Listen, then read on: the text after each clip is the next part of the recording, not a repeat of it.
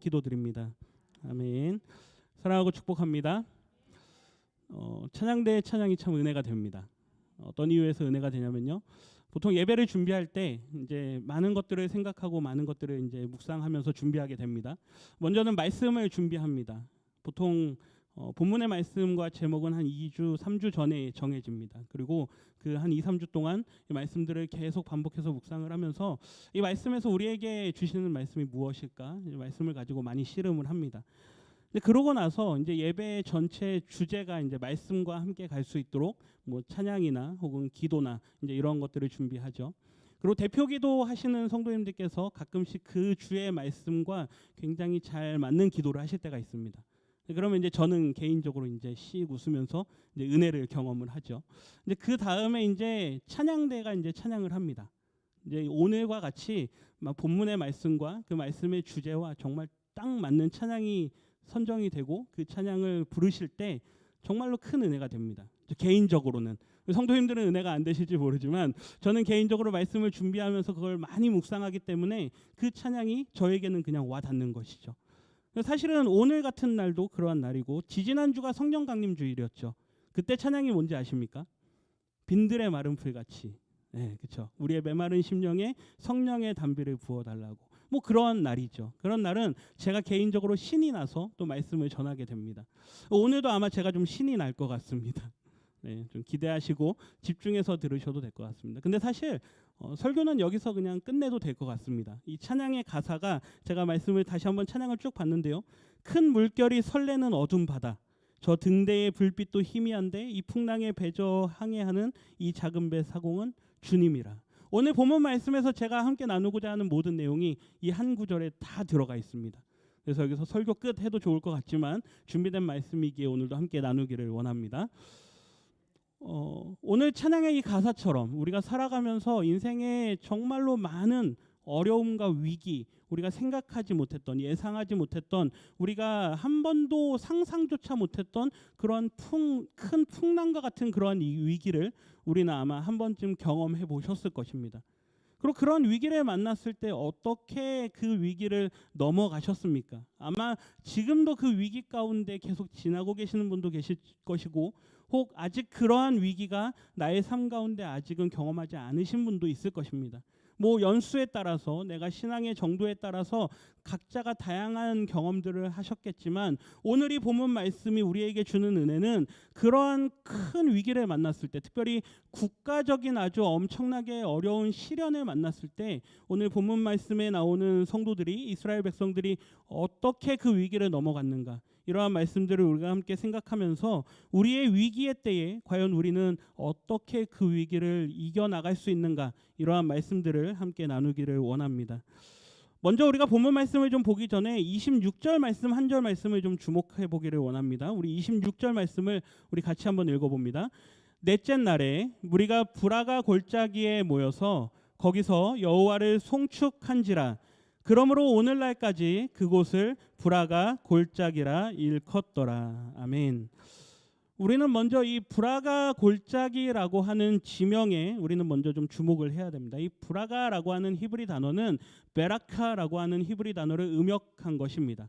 이 베라카라고 하는 단어는 앞에 화면에 나오는 것처럼 찬양, 찬송, 그리고 하나님을 송축합니다 할 때 그 송축과 또 하나님께서 우리에게 복을 내려주실 때 쓰는 축복이라는 그러한 의미들을 가지고 있습니다.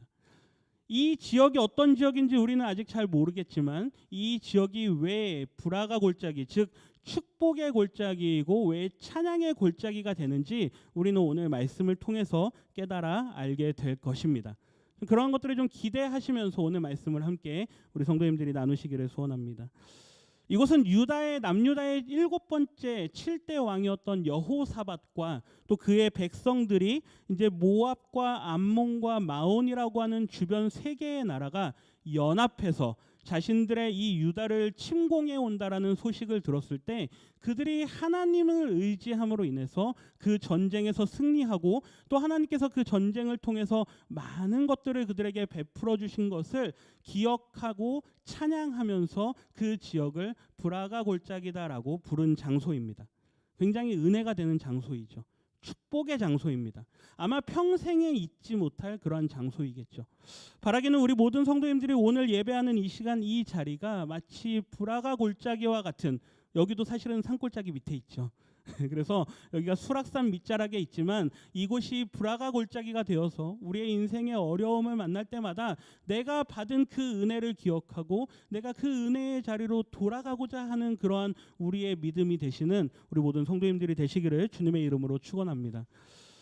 우리의 인생을 위기로 만들기, 우리의 인생의 위기를 기회로 만들어낼 수 있는, 이 축복의 자리로 만들어낼 수 있는 그러한 방법이 있을까? 말씀을 준비하면서 과연 이스라엘 백성들은 어떻게 이 위기를, 앞서 말씀드린 것처럼 국가적인 위기를 어떻게 축복의 자리로, 축복의 기회로 만들었을까? 말씀을 묵상하면서 그러한 방법이 있진 않을까, 이렇게 말씀을 좀 보다 보니까요, 제가 아직까지는 공부하는 사람인지라 뭔가 조금은 좀 논리적으로 말씀들이 보여지기 시작합니다. 그러면서 나름대로의 원칙들을 발견하게 되는데요, 이것이 우리의 신앙에 크게 적용할 수 있는, 범용적으로 우리의 매일의 일상에서 적용할 수 있는 원칙이 되어질 수 있기를 주님의 이름으로 다시 한번 축복합니다. 오늘 말씀을 우리가 함께 살펴보기 전에 이 전쟁의 배경을 좀 다시 한번 살펴보기를 원합니다. 우리 1절과 2절 말씀, 본문에는 읽지 않았지만 우리 1절과 2절 말씀을 우리 같이 한번 읽어보겠습니다. 그 후에 모압 자손과 암몬 자손들이 마온 사람들과 함께 와서 여호사밧을 치고자 한지라 어떤 사람이 와서 여호사밧에게 전하여 이르되 큰 무리가 저쪽 아람에서 왕을 치러 오는데 이제 하사손 다말 곧 엔게디에 있나이다 하니. 아멘. 지금 우리가 말씀을 읽은 것처럼 마온과 모압과 암몬, 이 세 개의 나라의 사람들이 연합해서 지금 이 이스라엘 남쪽 유다를 침공하려고 지금 출발했습니다. 이러한 급보가 여호사밧 왕에게 전해집니다. 한번 사진을 한번 보십시오. 사진을 보시면 지금 잘 보이실지 모르겠지만 빨간색으로 동그라미 친 나라의 암몬과 모압과 마온 사람들이 자신들의 진영에서 지금 노란색의 엔게디라고 하는 지역으로 지금 다 몰려들었습니다. 지금 그곳에 다 모여 있는 것이죠. 이제 진열을 갖추고 이제 명령만 떨어지면 이제 아주 가까운 예루살렘을 향해서 이제 침공에 올라갈 그러한 시간입니다. 코앞까지 저들이 다가왔다라는 그 소식을 듣고 과연 이 이스라엘 백성들과 여호사밧 왕은 어떻게 반응하고 이 전쟁을 어떻게 이겨나갈 수 있는가? 여기서부터 우리가 함께 그 원칙들을 좀 살펴보기를 원하는데요. 첫 번째, 이 급박한 소식이 들려왔을 때, 전쟁의 소식이 들려왔을 때 여호사밧 왕은 자신의 어떤 생각과 계획을 내세우기보다 먼저 하나님을 의지합니다. 우리 첫 번째 원칙을 같이 한번 읽어보겠습니다. 기도, 위기의 시간에도 오직 주님께 기도해야 합니다. 하나님께 기도해야 합니다. 여호사밧 왕은 그 전쟁의 소식을 들었을 때 큰일 났다, 빨리 군사들을 모아라, 장수들은 다 어디 있느냐 하면서 자신의 군사력을 정비하고 전쟁을 하러 나갈 생각을 하는 것이 아니라 하나님을 바라봅니다. 하나님을 의지하기 시작하는데 우리 3절 말씀을 같이 한번 읽어보겠습니다. 여호사밧이 두려워하여 여호와께로 낯을 향하여 간구하고 온 유다 백성에게 금식하라 공포하매. 기도하기 시작합니다. 두려워하였다라고 말씀이 기록하죠. 지금 전쟁이 시작되는 것이 그의 마음 가운데 엄청난 두려움으로 찾아오기 시작합니다. 사람은 두려울 때 늘 허둥지둥 되기 시작합니다. 그리고 두려우면 우리의 이성을 잃기 시작합니다. 그래서 내가 평상시와는 다른 어떤 좀 다른 행동을 하기도 하고 어떤 다른 이상한 결정을 하기도 합니다. 그래서 나중에 되돌아보면 내가 왜 그때 그 결정을 했지? 뭐 이렇게 생각하기 쉽죠. 여호사밧 왕은 그가 두려움에 처했을 때 하나님을 바라봅니다. 하나님을 의지하면서 모든 백성들을 향해서 금식을 선포하죠. 금식을 선포한다라는 건 밥 먹지 마라 이게 아니죠. 뭐 하라는 얘기일까요? 기도하라는 얘기입니다. 나만 기도할 것이 아니라 너희 이스라엘 모든 백성들아 하나님 앞에 기도하라. 4절 말씀을 우리 같이 읽습니다. 유다 사람이 여호와께 도우심을 구하려 하여 유다 모든 성읍에서 모여와서 여호와께 간구하더라. 하나님을 의지하는 이스라엘 백성들의 모든 사람들을 다 불러 모으는데 유다 모든 성읍에서 사람들이 다 몰려듭니다. 하나님을 의지하기 시작하는 것이죠. 뿐만 아니라 왕의 백성들, 왕과 그 모든 백성들이 이제 하나님의 능력을 의지하기 시작합니다. 우리 6절 말씀 같이 읽습니다. 주의 손에 권세와 능력이 있사오니 능히 주와 맞설 사람이 없나이다. 하나님을 의지하면서 이렇게 고백하는 것이죠. 오직 하나님의 손에 능력이 있습니다. 오직 하나님의 손에 권세가 있습니다. 우리 수요일 날 말씀을 함께 나누면서 예수님의 권세에 대해서 함께 말씀을 나눴는데요. 그 권세, 예수님께서 가지셨던 그 권세가 구약의 하나님께 있다라고 하는 것이죠. 그 하나님을 의지하면서 12절 말씀 이렇게 고백하는데요. 우리 같이 읽습니다. 우리 하나님이여 그들을 징벌하지 아니하시나이까. 우리를 치러 오는 이 큰 무리를 우리가 대적할 능력이 없고 어떻게 할 줄도 알지 못하옵고 오직 주만 바라보나이다. 아멘. 오직 누구만 바라봅니다? 주만 바라봅니다. 하나님만 바라봅니다. 하나님, 저희가 할 수 있는 것은 단 하나도 없습니다. 우리의 힘과 우리의 능력으로는 이 공격해오는 저 적군들을 우리가 물리칠 수 없습니다. 이 어려움을 우리가 이겨나갈 수가 없습니다. 그러니 우리는 오직 하나님만 바라봅니다. 남녀노소 가리지 않고 모든 사람들이 다 모여와서 하나님 앞에 그렇게 기도하죠. 13절 말씀 같이 읽습니다. 유다 모든 사람들이 그들의 아내와 자녀와 어린이와 더불어 여호와 앞에 섰더라. 지금 전쟁이 시작되려고 합니다. 보통 우리는 역사 드라마나 사극을 보면 어떻게 합니까? 부녀자들과 아이들은 다 어떻게 하죠? 내려놓죠. 그렇죠? 혹은 어디 멀리 도망가게 합니다. 그리고 남자들만 나가서 전쟁을 치르죠. 근데 지금 이스라엘 백성들은 그렇게 하지 않고 모든 사람들이 다 하나님 앞에 나옵니다. 남녀노소 가리지 않고 어린아이들도 다 누구 앞에요? 하나님 앞에요. 지금 적군들이 공격을 시작만 하면 이스라엘은 그냥 무너지게 되어 있습니다. 그런데 남녀노소 가리지 않고 어린아이들도 가리지 않고 다 하나님 앞에 서게 하는 것이죠. 우리는 성경의 말씀이 이렇게 기록되어 있으니까 아 그런가 보다. 이걸 우리는 굉장히 당연하게 받아들이기 쉽습니다. 아 믿음이 좋네, 그렇죠? 하나님을 의지하는 이스라엘 백성이구나. 뭐 이렇게 받아들일만 하지만 말씀을 앞에서부터 읽어오다 보면 조금은 이상한 모습을 보게 됩니다. 이상하다. 왜 이상하냐면요. 그 앞에 17장의 말씀에 보면 이 여호사밧이 거느린 군사의 수를 아주 이상하게도 기록을 하고 있는 것을 보게 됩니다. 14절에 보면 30만 명, 15절에 28만 명, 16절에 20만 명, 17절에 20만 명, 18절에 18만 명 다 합치면 전체 116만 명의 이스라엘의 군사가 있습니다.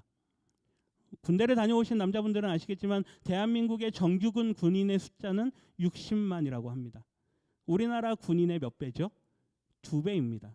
지금 2022년 현대의 군대 군인 숫자 60만보다 2배가 많은 수면 이스라엘이라고 하는 영토의 크기를 생각하고 국가의 어떤 규모를 생각할 때 적을까요? 많을까요? 많습니다. 적은 수가 아닙니다. 116만 명이라고 하는 약 한 120만 명이라고 하는 이 대군이면 100만 대군을 보통 어디를 얘기할 때 하냐면요. 중국 옛날 삼국지 이런 거 볼 때 100만 대군 막 이렇게 얘기합니다. 그렇죠? 근데 지금 여호사밧이 거느리고 있는 군사는요. 116만, 120만 적은 수가 아닙니다. 그가 두려워해야 할 이유가 있을까요? 저는 이 말씀을 읽으면서 왜 여호사밧이 그렇게 두려워했을까? 왜 여호사밧이 그렇게 저 쳐들어오는 군대들을 그렇게 두려워했을까? 분명히 해볼만 할 텐데. 18장에 보면 이렇게 기록하는데요. 18장 1절에 여호사밧이 부귀와 영광을 크게 떨쳤다라고 기록합니다. 나라에 돈이 없었던 것도 아닙니다. 나라가 가난했던 것도 아니죠. 하나님께서 여호사밧 때 많은 은혜를 주셔서 이 이스라엘이 굉장히 부유하고 부강했습니다. 그럼에도 불구하고 왜 여호사밧은 하나님 앞에 기도하고 그의 두려움을 하나님 앞에 이야기를 했을까? 말씀을 조금 더 이렇게 앞쪽으로 더 가보면 우리는 그 근거를 어디에서 찾아볼 수 있냐면요. 여호사밧의 아버지에게서 찾아볼 수 있습니다. 여호사밧의 아버지가 아사라고 하는 왕인데요. 그 아사 왕 때에도 이러한 비슷한 일이 있었습니다. 역대하 14장 말씀에 보면 이디오피아의 구스왕인 세라가 100만 대군을 이끌고 이스라엘 백성들을 향해서 공격해오는 장면을 보게 됩니다. 그때 이 아사 왕이 하나님 앞에 이렇게 반응하는 말씀을 우리가 보게 되는데요. 11절 말씀 같이 읽겠습니다. 좀 길지만 뜻을 생각하면서 같이 읽습니다. 아사가 그의 하나님 여호와께 부르짖어 이르되 여호와여, 힘이 강한 자와 약한 자 사이에는 주밖에 도와줄 이가 없사오니 우리 하나님 여호와여, 우리를 도우소서. 우리가 주를 의지하오며 주의 이름을 의탁하옵고 이 많은 무리를 치러 왔나이다. 여호와여, 주는 우리 하나님이시오니 원하건대 사람이 주를 이기지 못하게 하옵소서 하였더니. 아멘. 지금 이 기도를 읽으시면서 뭔가 비슷한 것을 발견하실 겁니다. 앞서 여호사밧이 했던 그 기도의 내용과 굉장히 비슷하죠. 사람이 하나님을 이길 수 있겠습니까? 하나님만이 모든 군대를 이기실 수 있는 분입니다. 이 고백을 그의 아버지 아사가 했던 것이죠. 아사 왕 때는 군사력이 50만밖에 없었습니다. 그렇기 때문에 이디오피아가 100만 대군을 갖고 올 때는 정말로 두려워했죠. 2배 수니까. 그래서 하나님을 의지했습니다. 그런데 이 여호사밧 왕은 116만이라고 하는 대군이 있음에도 불구하고 의식적으로 하나님을 의지하는 모습을 보이는 것입니다. 우리의 상식으로는 조금 받아들일 수가 없는 것이죠. 그러나 앞선 아사 왕 때 그의 부친이 어떻게 그 군대를 맞서 이겼는가를 경험한 이 여호사밧 왕은 하나님을 의지하는 것이 최고의 방법이다라는 것을 가장 첫 번째 선택지로 뽑았다라고 하는 것입니다. 12절과 13절 말씀도 우리 같이 한번 읽어보겠습니다. 여호와께서 구스 사람들을 아사와 유다 사람들 앞에서 치시니 구스 사람들이 도망하는지라. 아사와 그와 함께한 백성이 구스 사람들을 추격하여 그랄까지 이르매 이에 구스 사람들이 엎드러지고 살아남은 자가 없었으니 이는 여호와 앞에서와 그의 군대 앞에서 패망하였음이라. 아멘. 여호사밧은 이 전쟁을 경험했습니다. 간접적으로 그의 아버지를 통해서 경험을 한 것이죠. 하나님께서 어떻게 아사 왕과 함께 하셨는가? 오직 하나님만 의지할 때 하나님께서 이 모든 이스라엘 백성들보다 앞서 가셔서 구스 사람들을 치셨다라고 하는 것을 이 여호사밧 왕은 경험한 것이죠. 자연스럽게 그에게 선택할 수 있는 첫 번째 선택지, 120만의 군사력을 가지고 있고 부강한 나라를 이뤘음에도 불구하고 그가 암몬과 모압과 그 나라 마온 사람들이 연합해서 공격해 온다라는 소식을 들을 때 그는 한번 해보자, 전술을 짜보자, 한번 병법을 가져와 봐라, 이렇게 나가는 것이 아니라 하나님 앞에 기도하는 자리로 나아갔다라고 하는 것입니다. 위기를 기회로 만드는 가장 첫 번째 우리의 선택지, 이것은 우리의 삶의 첫 번째 원칙이 되어야 될 줄 믿습니다. 그것이 무엇입니까? 위기의 시간에도 오직 누구에게요? 하나님께 기도하는 것이죠. 첫 번째 원칙입니다. 이것이 시작되지 않으면 다음 뒤에 두 번째, 세 번째 원칙 할 수가 없는 것이죠. 가장 먼저 우리가 뽑아야 되는 첫 번째 원칙은 무엇입니까? 기도입니다. 바라기는 우리 모든 성도님들이 위기의 상황을 만났을 때, 혹 내가 그 위기의 상황 때 과연 나는 기도로 이것을 이겼는가 한번 생각해 보시고 그런 것 같다 하시면 하나님께 더욱 감사하십시오. 왜요? 하나님께서 우리를 그렇게 기도로 인도하셨기 때문인 것이죠.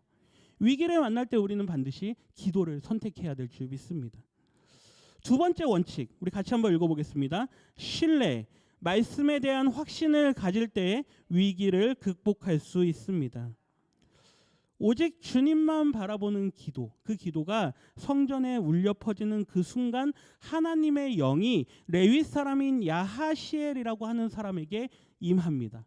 이 사람에 대한 구체적인 어떤 언급은 없지만 하나님의 말씀이 그에게 임하고 하나님의 말씀이 그의 입을 통해서 선포되죠. 우리 15절부터 17절까지 말씀을 우리 같이 한번 읽어봅니다. 너희는 이 큰 무리로 말미암아, 같이 읽겠습니다. 야하시엘이 이르되 온 유다와 예루살렘 주민과 여호사밧 왕이여 들을지어다. 여호와께서 이같이 너희에게 말씀하시기를 너희는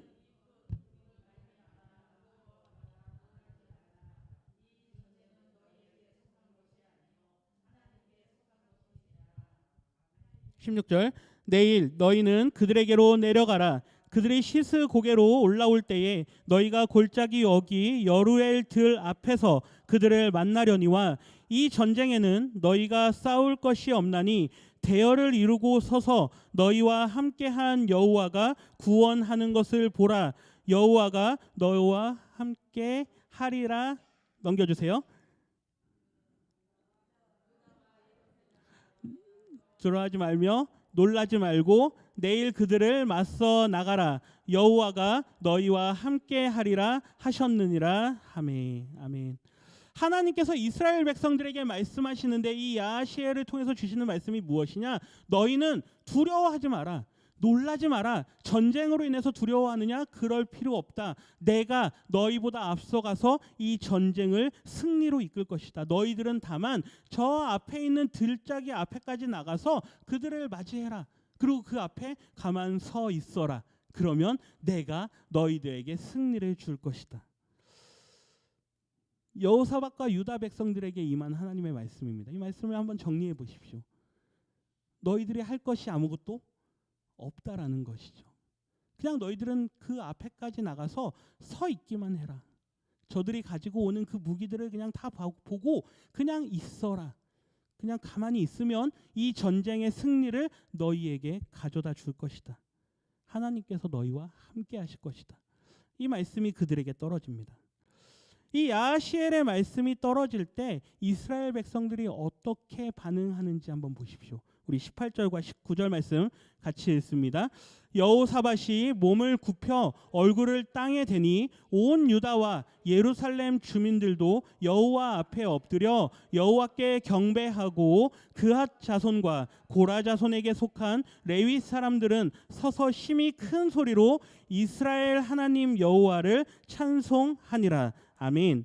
하나님의 말씀이 떨어집니다. 너희들은 거기에 가만 서 있어라. 그러면 하나님의 군대가 너희들을 대신해서 싸울 것이다. 너희들은 승리할 것이다. 여호사밧과 모든 백성들이 다 하나님 앞에 고개를 숙이고 얼굴을 땅에 대고 엎드립니다. 그리고 하나님을 찬양하는 사람들이 하나님을 찬양합니다. 이 얼마나 아름다운 모습입니까? 한번 우리에게 한번 적용해 보십시오. 전쟁이 시작됩니다. 그리고 하나님의 말씀이 임합니다. 너희들은 가만히 있어라. 내가 너희에게 승리를 줄 것이다. 우리 성도님들은 어떻게 반응하시겠습니까? 진짜? 정말? 가능할까?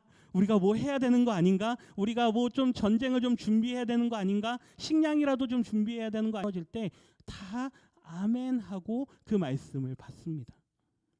대단한 믿음이죠. 이게 성경에 기록되어 있으니까 우리는 그런가 보다 하고 읽죠. 나에게 적용하기 시작하면 그 이야기는 달라집니다. 과연 하나님께서 우리에게 너희는 가만히 있으라.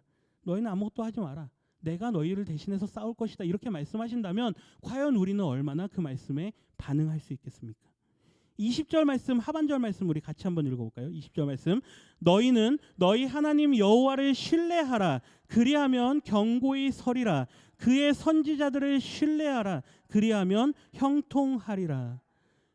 하나님께서 우리에게 원하시는 것은 무엇입니까? 하나님의 말씀이 선포될 때 위기가 닥치고 우리가 그 위기를 하나님 앞에 가져와서 기도할 때 하나님께서는 반드시 우리에게 말씀을 주십니다. 어떠한 형태로든 말씀을 주시죠. 예배 때 선포되는 말씀이든 내가 개인 경건 시간에 말씀을 읽는 시간에 말씀을 통해서 깨닫게 하시든 어떠한 형태로든 혹 내 주변 누군가에게로부터 무언가를 얘기를 듣게 하시든 하나님께서는 반드시 우리에게 말씀을 주십니다. 그런데 그 말씀에 우리는 어떻게 반응합니까? 하나님께서는 우리에게 그 말씀을 신뢰하라라고 말씀하십니다. 두 번째 원칙입니다. 두 번째 원칙 다시 한번 읽어보시겠습니까? 말씀에 대한 확신을 가질 때에 위기를 극복할 수 있습니다.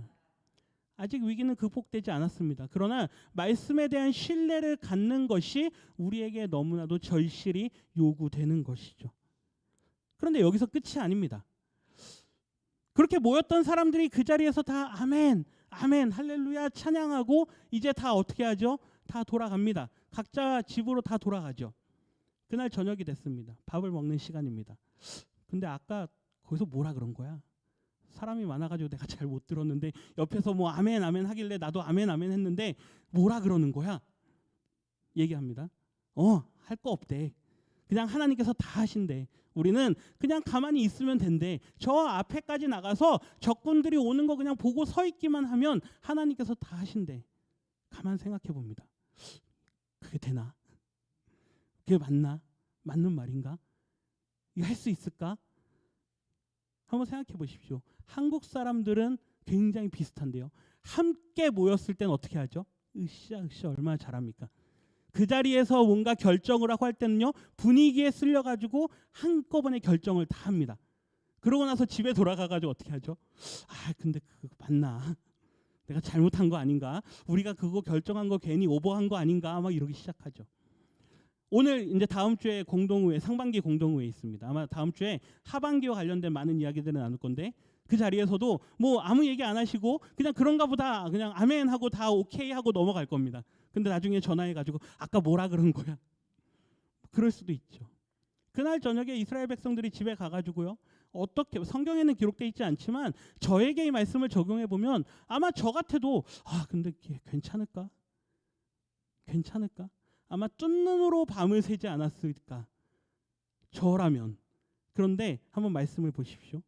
이스라엘 백성들이 그 다음 날 어떻게 반응을 보이는가 말씀을 보면, 우리 20절 말씀으로 넘어가서 20절 말씀을 먼저 보겠습니다. 20절 말씀 같이 읽습니다. 이에 백성들이 아침에 일찍이 일어나서 드고와 들로 나가니라. 아멘. 여기까지만 보겠습니다. 이스라엘 백성들이 다음 날 어떻게 해요? 아침에 일찍이 일어나서, 그날 밤에 집에서 무슨 얘기들을 했던 말던, 그날 밤에는 어떤 마음이 조금 위축되고 이게 맞나 의심이 들었던 말던, 다음 날 아침 일찍이 이스라엘 백성들은 그 전쟁의 자리로 나아갑니다. 하나님께서 그들에게 말씀하신 그 말씀대로 이스라엘 백성들은 그 말씀에 순종함으로 그 자리에 나아가는 것이죠. 세 번째 원칙, 그 앞에 거 한번 보여주십시오. 우리 같이 한번 읽어보겠습니다. 순종, 말씀을 붙들고 순종할 때 위기는 극복됩니다. 분명히 예배의 자리에 나와서 말씀을 듣고 그 당시에는 그런가 보다, 아멘 한번 해보겠습니다, 그러고 집에 돌아갑니다. 그런데 내가 다시 그 문제에 대해서 생각을 해보고 내 이성이 돌아와가지고 내가 내 나름대로 생각을 해보고 판단을 해봤을 때 안 될 것 같은데, 이거 아닌 것 같은데, 전화해야겠다, 다음에 하면 좋을 것 같습니다, 이러는 경우가 얼마나 많은지 모릅니다. 교회에서 어떤 큰 결정을 합니다. 함께 모여서 그것을 의논하고 결의했는데 나중에 돌아가서 생각해 보니까 나는 그거 못할 것 같습니다, 저는 빠지겠습니다, 이러는 경우가 얼마나 많은지 모릅니다. 교회들마다 그래서 교회가 분열되고 갈라지는 경우가 얼마나 많은지 모릅니다. 내 이성으로 판단했을 때는 그게 안 될 것 같지만 그럼에도 불구하고 말씀에 순종해서 그 아침 일찍이 하나님의 말씀의 자리로 나아가는 것이 진정한 믿음인 줄 믿습니다. 그 앞에서 함께 모여서 분위기에 취해가지고 아멘 해보겠습니다, 여기까지는 믿음이 아닙니다. 분위기를 보는 것이죠. 함께 휩쓸려가는 것이죠. 그러나 내가 정말 혼자 있는 자리에 돌아와서 다음 날 아침에 나갈까 말까 그것이 고민이 될 때 나가는 걸 선택하는 것이 믿음의 결정입니다.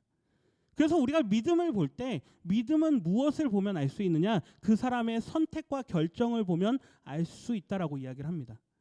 앞에서 말은 이렇게 하지만 정작 결정하고 선택하는 걸 보면 그렇지 않은 결정을 얼마나 많이 하는지 모릅니다.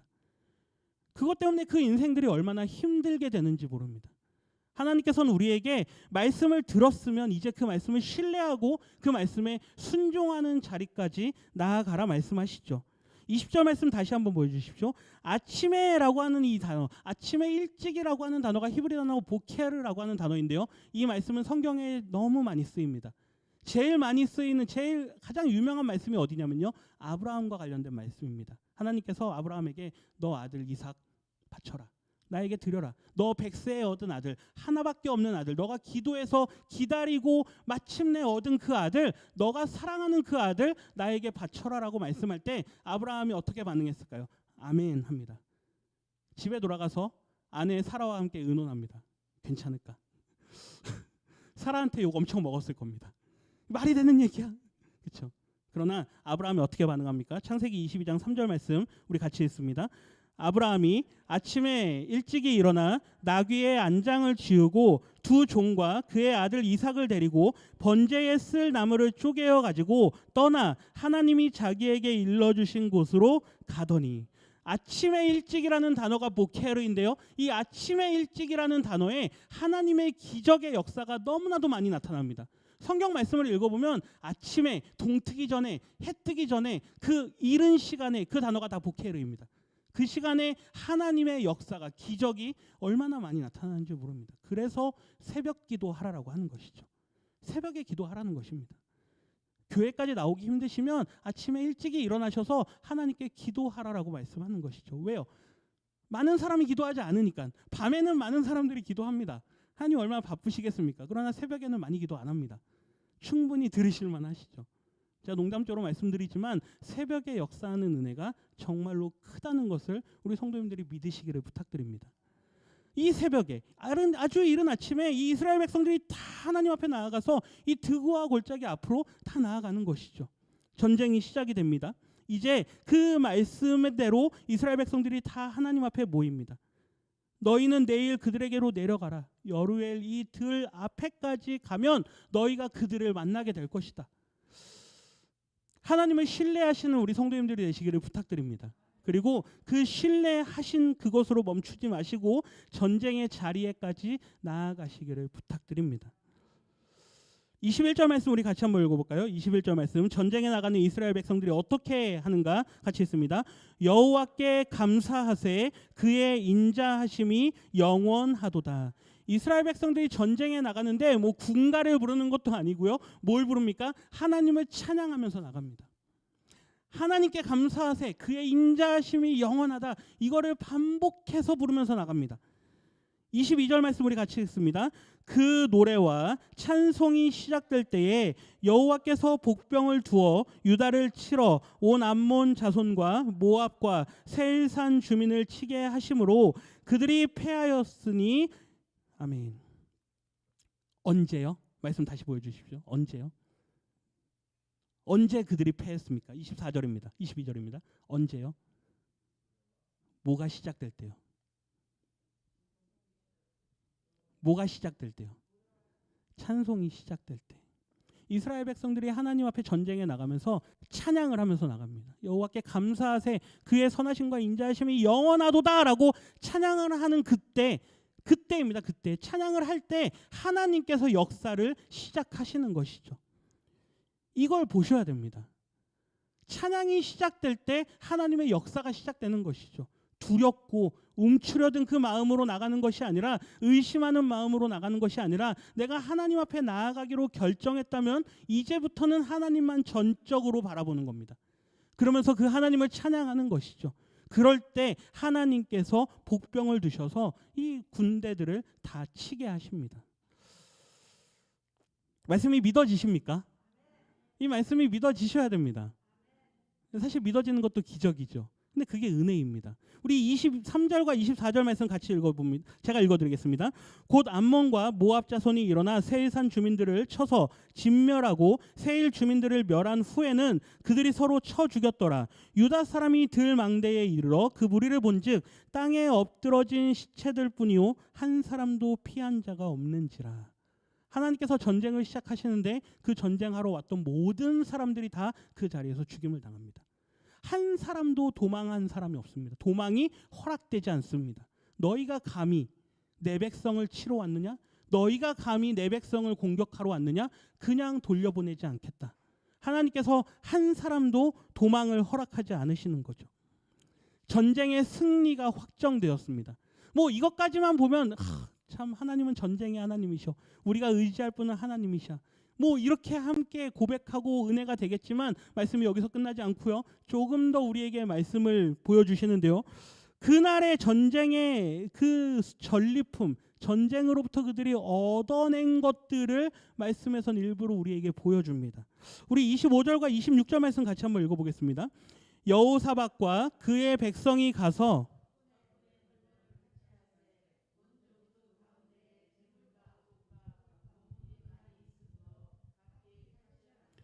그 물건이 너무 많아 능히 가져갈 수 없을 만큼 많으므로 사흘 동안에 거두어들이고 넷째 날에 무리가 브라가 골짜기에 모여서 거기서 여호와를 송축한지라.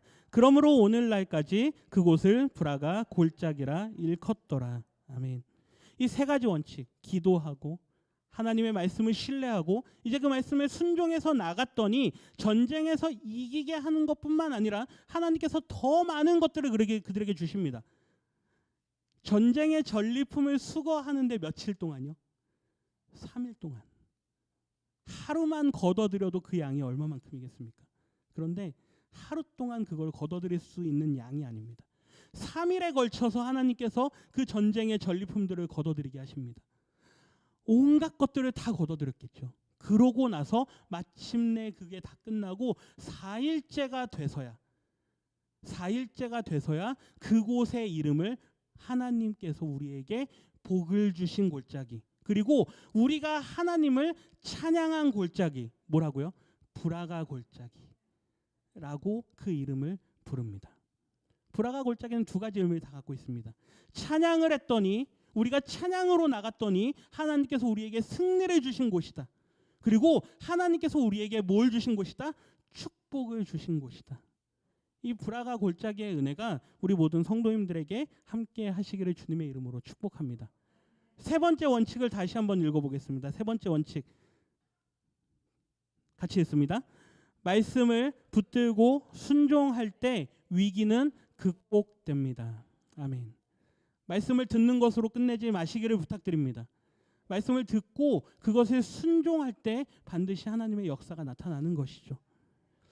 여러분, 예수님께서 지신 십자가를 기억하십니까? 그 십자가는 수치의 십자가였습니다.